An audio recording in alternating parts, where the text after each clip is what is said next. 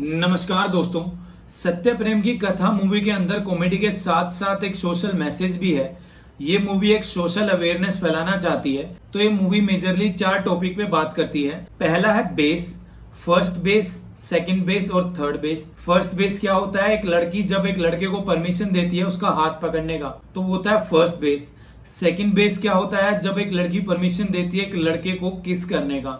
Third base क्या होता है? जब एक लड़की रेडी हो जाती है इंटीमेट होने के लिए। तो पहले बात होती है इन बेसिस के बारे में। फिर सेकंड नंबर पे बात होती है नो मीन्स नो। और नो मीन्स नो पे आप पहले भी बॉलीवुड की फिल्में देख चुके हो, जैसे पिंक थी। तो इस मूवी में भी नो मीन्स नो और कंसेंट की बात होती है। आगे बात होती है इस मूवी में डेट रेप की, कि डेट रेप क्या होता है। फिर आगे बात होती है मैरिटल रेप की, कि मैरिटल रेप क्या होता है। और फिर आगे बात होती है कि जब ऐसा कुछ आपके साथ हो जाए तो जो मिडिल क्लास फैमिलीज होती हैं वो अपनी इज्जत को बचाने के लिए चुप रहते हैं, हम एफआईआर फाइल नहीं करते। तो इस मूवी के थ्रू वो बताना चाह रहे हैं कि आपको डरना नहीं चाहिए, आपको एफआईआर फाइल करनी चाहिए, जो दोषी है उसको सजा दिलानी चाहिए। और ये सोच के कि समाज हमारे बारे में क्या सोचेगा, आपको रुकना नहीं चाहिए। तो इन सब के बारे में डिटेल में आगे बात करेंगे वीडियो में। तो सबसे पहले बात होनी थी बेस की, जो मैंने आपको समझा दिया। 3 बेस थे, फर्स्ट, सेकंड और थर्ड। लेकिन इन तीनों बेस में एक चीज कॉमन है, वो है लड़की की कंसेंट। आप लड़की की कंसेंट के बिना कुछ भी नहीं कर सकते। आप first base, second base, third base, base होगा ही नहीं अगर उसकी कंसेंट नहीं है। तो भले ही वो आपकी गर्लफ्रेंड है, वाइफ है, कुछ भी है, वो अब मैटर नहीं करता। बात करते हैं सेकंड नंबर पे नो मीन्स नो, जिसका सीधा लिंक है कंसेंट से। अगर एक लड़की आपको नो बोल रही है तो इसका मतलब नो है।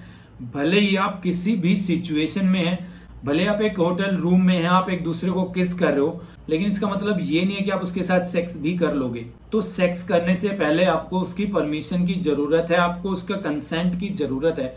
वो कंफर्टेबल है या नहीं, वो सबसे ज्यादा मैटर करता है। चाहे वो आपकी गर्लफ्रेंड है, चाहे वो आपकी वाइफ है। तो नो मीन्स नो का यही मतलब होता है कि जो आपका पार्टनर है वो कंफर्टेबल है या नहीं।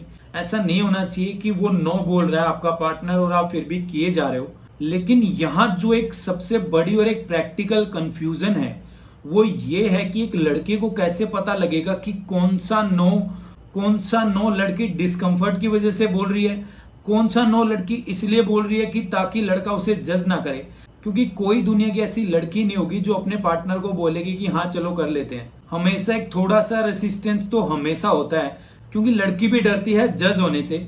वो नहीं चाहती कि जो उसका पार्टनर है, उसका बॉयफ्रेंड है या हस्बैंड है, उसको लगे कि यार ये तो बहुत ज्यादा इजी गोइंग है। तो ये बहुत एक सीरियस बात है, ये एक बहुत बड़ी कंफ्यूजन होती है।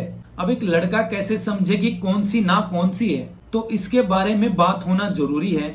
और ये लड़कियों को समझना पड़ेगा कि थोड़ा क्लियर वो बात करना शुरू करें। नो का मतलब नो होना चाहिए, हाँ का मतलब हाँ होना चाहिए। ऐसा नहीं कि वो मुझे जज करेगा अगर मैं हाँ बोलूंगी तो इन सब कंफ्यूजन के बीच में बहुत सारे गलत काम हो जाते हैं। कुछ इनोसेंट फंस जाते हैं और कुछ दोषी भी बच जाते हैं। तो ये बहुत सब उलझा हुआ है और इसका एक ही इलाज है कि लड़कियों को क्लियर कट आना पड़ेगा। कि ऐसा नहीं होना चाहिए कि शर्मा के ना बोल रही है, ऐसा नहीं। डायरेक्ट बोलो, हाँ तो हाँ, ना तो ना, बात खत्म। और लड़कों को भी समझना चाहिए कि उनका पार्टनर कब कंफर्टेबल है, कब नहीं है। ऐसा नहीं होना चाहिए कि लड़की ना बोल रही है और लड़का सोच रहा है कि ना तो ऐसे ही बोल रही है। तो उसको भी समझना पड़ेगा उसका पार्टनर कंफर्टेबल है या नहीं। और ये सारा रायता बॉलीवुड ने ही फैलाया है। बॉलीवुड की इतनी फिल्में आपने देखी होंगी, सब में एक ही बात बोली जाती है कि लड़की की तो ना में हाँ होती है। तो जो सिनेमा हमें इन्फ्लुएंस करता है, तो ये चीजें बहुत गलत सिखाई जाती हैं फिल्मों में। आप आज तक भी फिल्में देखोगे, एक लड़की ना बोल रही होती है, हीरो फिर भी उसके पीछे रहेगा, उसको मनाने की कोशिश करेगा और उस लास्ट में उसको मना भी लेगा और लड़की हाँ भी बोल देगी। लड़की को उससे प्यार भी हो जाएगा। स्टार्टिंग में लड़की इतना ना बोलती है, लेकिन फिर भी लास्ट में एक दूसरे से प्यार हो जाता है। और अगर आप साउथ इंडियन मूवीज देखोगे, उनमें तो अलग ही लेवल का हरासमेंट चल रहा होता है। लड़की सरेआम ना बोल रही होती है और वो तो हद ही पार कर देते हैं, इतना उनके पीछे पड़ जाते हैं हीरोइन के। तो ये जो एक सिनेमा है, ये जो हमें इन्फ्लुएंस कर रहा है कि यार लड़की ना बोल रही है, इसका मतलब हाँ है, क्योंकि वो घर जाके स्माइल कर रही होगी, तुम्हें वो ना बोल के गई है, लेकिन घर जाके वो चाह रही होगी कि तुम उसके पीछे आओ। तो ये जो सिनेमा को भी खुद को ठीक करना पड़ेगा। ना का मतलब ना हो तो अच्छा है। अब जो अगले टॉपिक पे मूवी बात करती है वो है डेट रेप, कि डेट रेप क्या होता है। क्योंकि जो डेट रेप है यही सबसे ज्यादा कंफ्यूजिंग होता है। डेट का मतलब क्या है, एक लड़का एक लड़की दोनों रिलेशनशिप में हैं और वो डेट पे हैं, भले ही वो पहली बार मिल रहे हैं, दूसरी बार, 50 बार, तो वो कहीं ना कहीं एक दूसरे पे ट्रस्ट करते हैं, कंफर्टेबल फील करते हैं।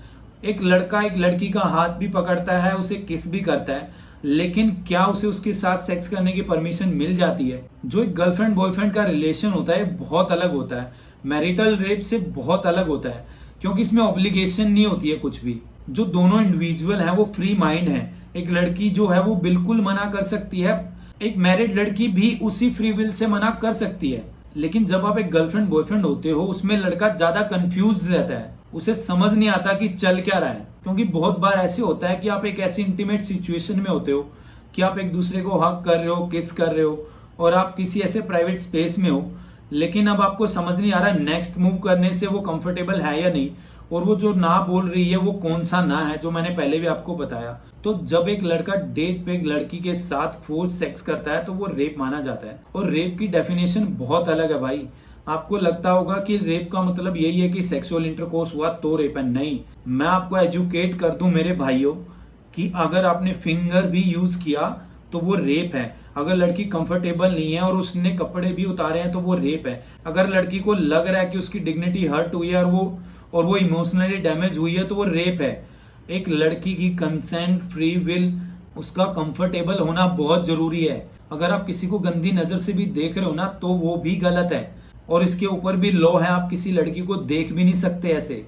अगर आप किसी लड़की को घूरते हो तो उसके ऊपर भी आपको सजा हो सकती है। तो हर छोटी से बड़ी चीज, इतने सारे लॉज हैं इसके ऊपर। तो सेक्स करने से पहले आपके पार्टनर की कंसेंट जरूरी है। और अगर आपके पार्टनर की कंसेंट आपने ले भी ली, कैसे? आपने उसको डरा धमका के कंसेंट ले ली, या आपने उसको एक फॉल्स प्रॉमिस कर दिया कि मैं आपसे शादी कर लूंगा आगे, ऐसा कुछ। तो अगर आप कंसेंट आपके पास है लेकिन वो कंसेंट लेने का तरीका गलत है तो फिर भी वो रेप है। तो मेरे भाइयों, मैं आपको समझा रहा हूं, ये चीजें लिख लो कहीं, ये आपको काम आएंगी, क्योंकि ये बहुत सीरियस टॉपिक है यार। रेप एक लड़की की और उसकी फैमिली की जिंदगी बर्बाद कर देता है। आपका 5 से 10 मिनट का मजा किसी की पूरी जिंदगी तबाह कर देता है।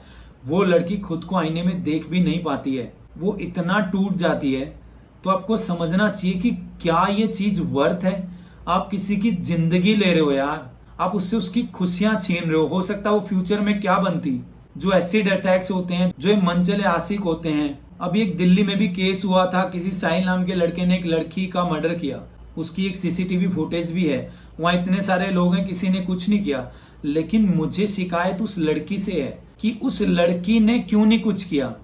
जब एक लड़का एक लड़की पे अटैक करता है तो उनका फर्स्ट रिएक्शन डिफेंसिव क्यों होता है यार? क्यों लड़की ऐसे करती है, बचाओ बचाओ? क्योंकि ये सब हमें बॉलीवुड में दिखाया हुआ है कि जैसे ही लड़की के ऊपर कोई मुसीबत आती है तो लड़की चिल्लाती है बचाओ बचाओ, और हीरो आता है लड़की को बचाने। तो मेरी बहनों, आपको बता दूं, कोई हीरो नहीं आता रियल लाइफ में, आपको खुद को बचाना पड़ेगा। अब जैसे वो दिल्ली में मर्डर केस हुआ, अरे वो लड़की थोड़ा बहुत अगर हाथ पैर चलाती तो कुछ तो होता। वो लड़की यार बिल्कुल ऐसे खड़ी है यार, उसको मारे जा रहा है चाकू और वो बस खड़ी है।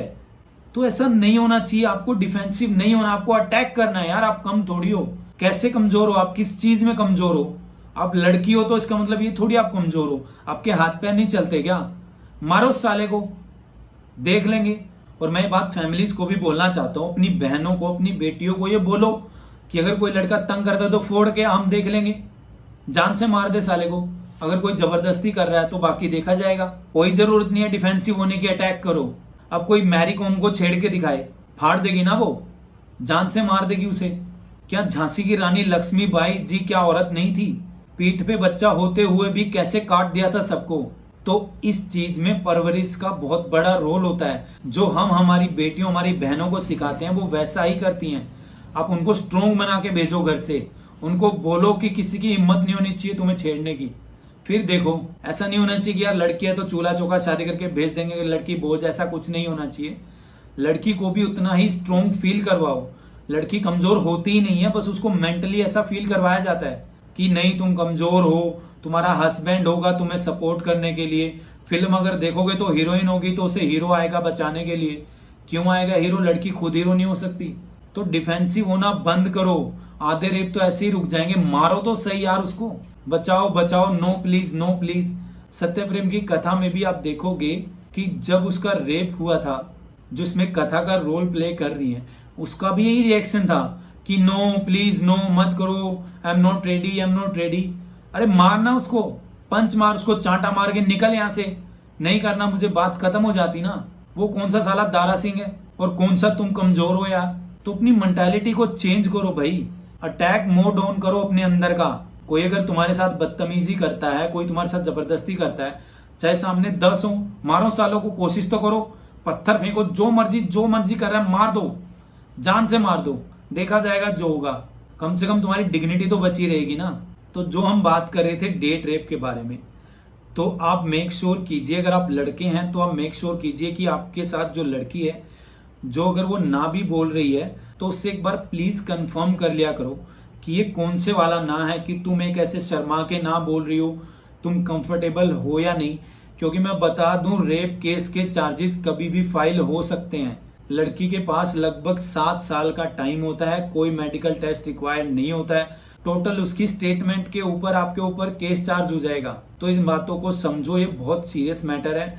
Dating is good, dating is healthy, ऐसा कुछ भी नहीं है। आप शादी से पहले सेक्सुअल रिलेशनशिप में जा रहे हो, कोई बात नहीं, क्योंकि ये सब चीजें इतनी मैटर नहीं करती हैं। बस कंसेंट होना जरूरी है, फोर्स नहीं होना चाहिए, कंफर्टेबल होनी चाहिए, फ्री विल होना चाहिए, कोई झूठा वादा नहीं होना चाहिए सेक्स करने के लिए। अब बात करते हैं चौथे नंबर पे, जो है मैरिटल रेप, कि शादी के बाद भी रेप होता है। अगर एक हस्बैंड अपनी वाइफ के साथ जबरदस्ती करता है क्योंकि उसे लग रहा है कि अगर वो शादी करके उसे ले आया तो उसके ऊपर उसका हक है, तो ये भी नहीं होना चाहिए। इसके ऊपर बहुत लेट कानून आया है, लेकिन इसके ऊपर मुझे लगता है डे 1 से ही कानून होना चाहिए था।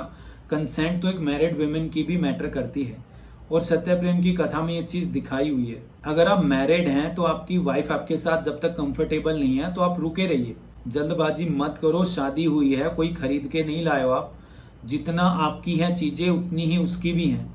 वो अपना घर छोड़ के आपके घर में आती है, कंफर्टेबल होने में टाइम लगता है।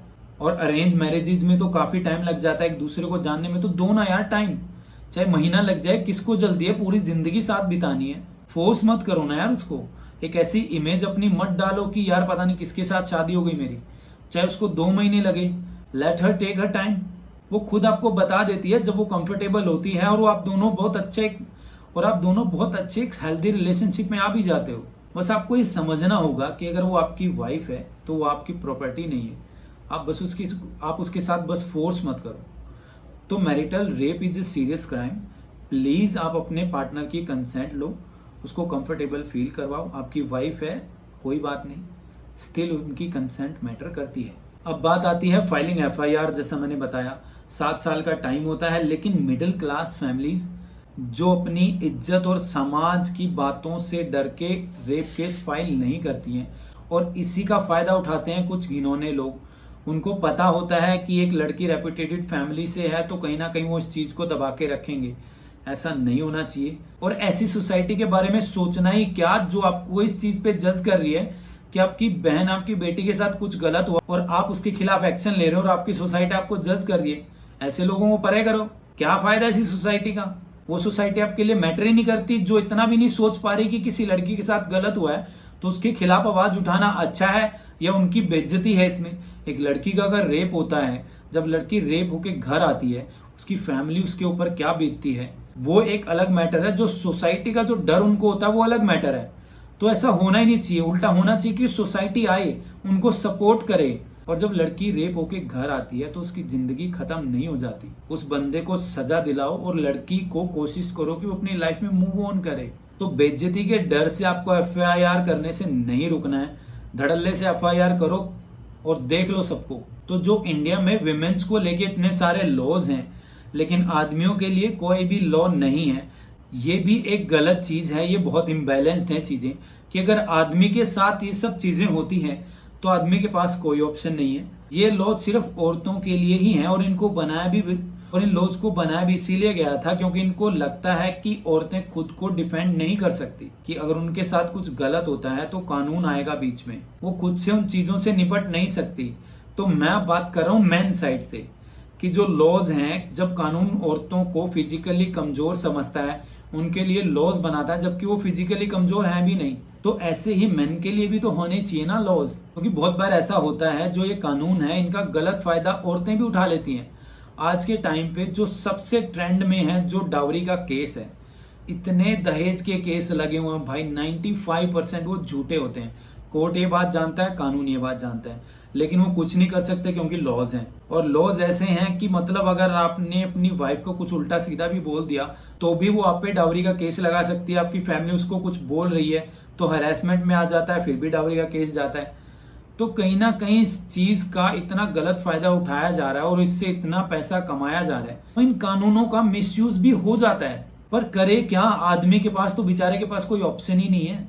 लड़की जब चाहे उसके ऊपर रेप केस फाइल कर सकती है, लड़की जब चाहे उसके ऊपर डाउरी केस फाइल कर सकती है।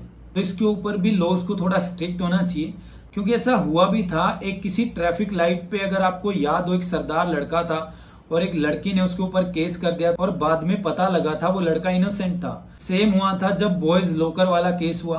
तो इन कानूनों का मिसयूज भी नहीं होना चाहिए, चाहे आप औरत हैं, आदमी हैं, किसी के साथ गलत ना हो। और प्लीज याद रखिए, कंसेंट, फ्री विल और कंफर्ट, आपका पार्टनर इन तीनों चीज में एग्री होना चाहिए, तभी आप अपनी नेक्स्ट मूव लीजिए, वरना रहने दो। क्योंकि जब आप किसी को फोर्स करते हो तो आप उनकी आत्मा पे अटैक करते हो, आप किसी की जिंदगी बर्बाद कर देते हो।